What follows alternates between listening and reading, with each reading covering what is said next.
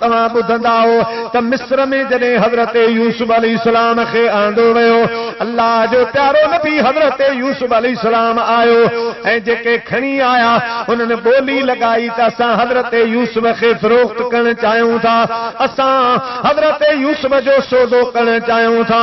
आए पोइ हज़रत यूसुफ खे ख़रीद करण वारो इलाही माण्हू निकिरी आया, पर ॿोली लगी त हज़रत यूसुफ अलैहिस्सलाम जी क़ीमत तमामु मथे आ। तराजू जे हिकिड़े पासे में अल्लाह जे नबीअ खे विहारियो वेंदो, ख़रीदार ॿिए पासे सोन रखे, हम वज़न सोन थींदो, सोन हिकिड़े पासे रखबो, वरी चांदी तोरी वेंदी। अहिड़े नमूने सां हीरा लाल मोती जवाहर जेके भी क़ीमतूं शयूं आहिनि हज़रत यूसुफ जे हम वज़न जेको अदा कंदो हज़रत यूसुफ अलैहिस्सलाम खे उहो ख़रीद करे सघंदो।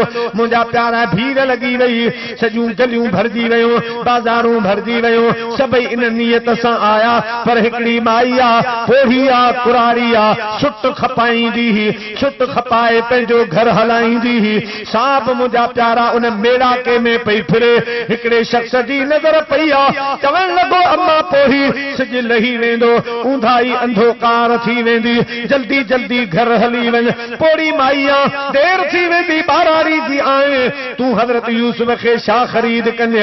हज़रत यूसुफ जी क़ीमत शायद तो कान ॿुधी आ, हज़रत यूसुफ जी जेका ॿोली लगी आ सा तो अञा कान ॿुधी आ। माई साहबा ख़ामोश थी हली वञ, तुंहिंजे वस बस खां ॻाल्हि चढ़ियल आ।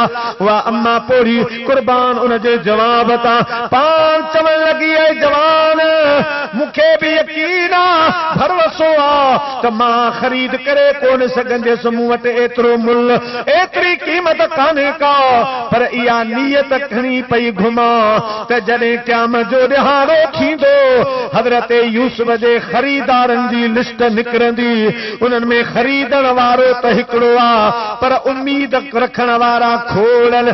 जॾहिं लिस्ट निकिरंदी अल्लाह साईं ॾिसंदो त मुंहिंजे नबीअ जा हुबदार केरु हा, ख़रीदार केरु हा, मन उते मां पोड़ीअ जो नालो निकिरी अचे त अल्लाह जे नबीअ जी मोहबत जे सदके मुंहिंजो छुटकारो थी वेंदो।